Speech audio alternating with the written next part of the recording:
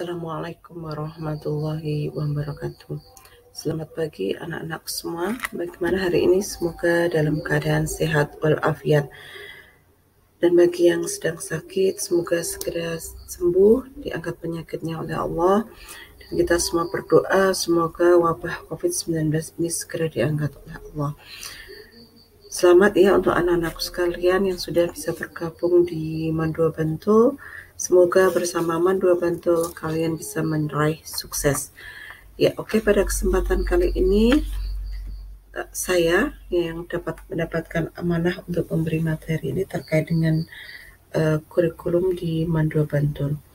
Saya akan mulai dari strategi pembelajaran di Mandua Bantul. Jadi sesuai dengan SK Dirjen Pendis nomor 2851 tahun 2020 tentang madrasah penyelenggara keterampilan.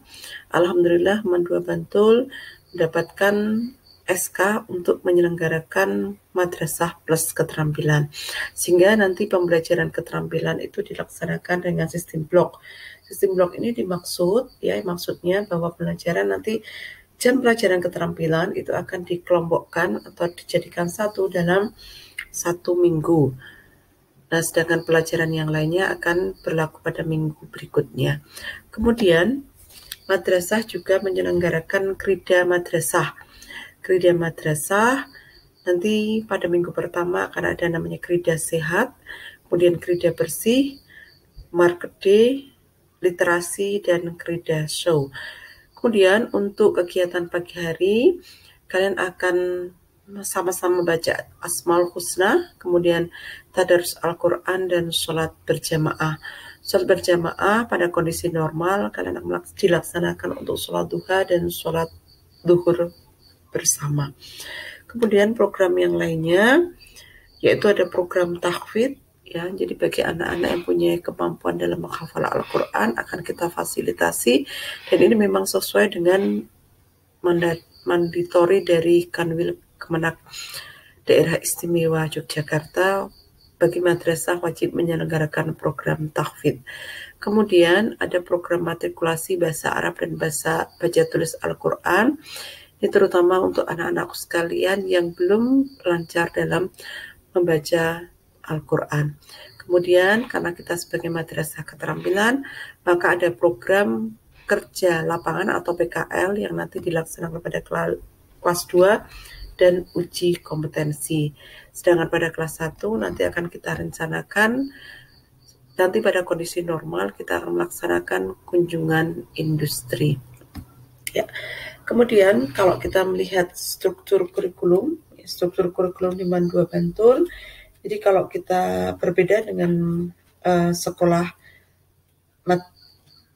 menengah atas ataupun SMK, jadi kita mempunyai muatan kurikulum kita terdiri dari 57 jam, ya, di mana 6 jam, ada tambahan 6 jam karena sebagai mata pelajaran keterampilan yang nanti pelaksanaannya itu akan dibarengkan bersama dengan PKWU.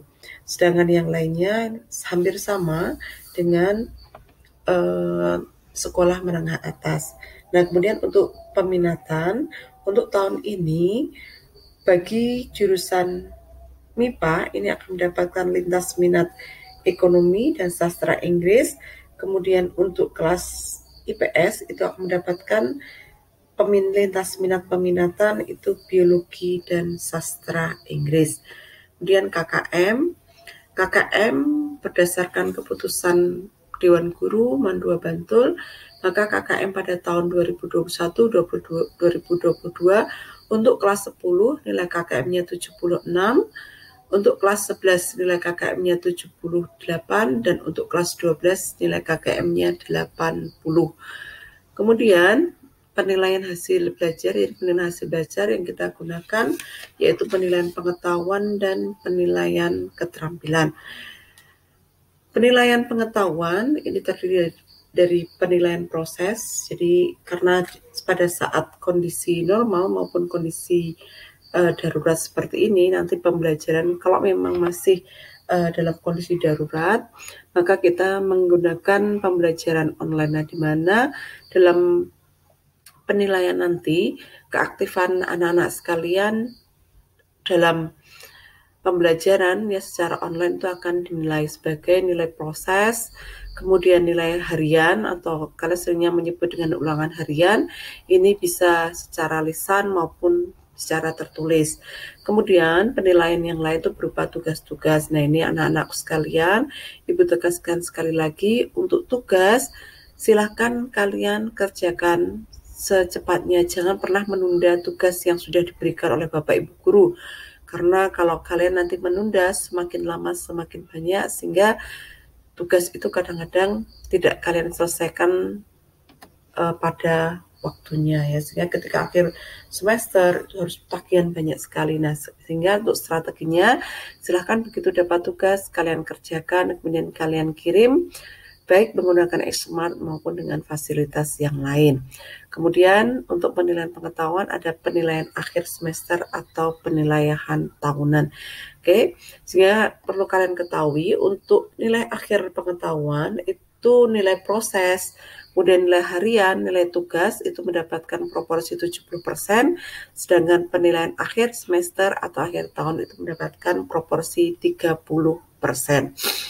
Kemudian penilaian yang selain penilaian pengetahuan ada namanya penilaian keterampilan. Penilaian keterampilan itu nanti bisa diambilkan dari unjuk kerja atau praktek ya. Kemudian portofolio, proyek, produk ataupun teknik yang lainnya.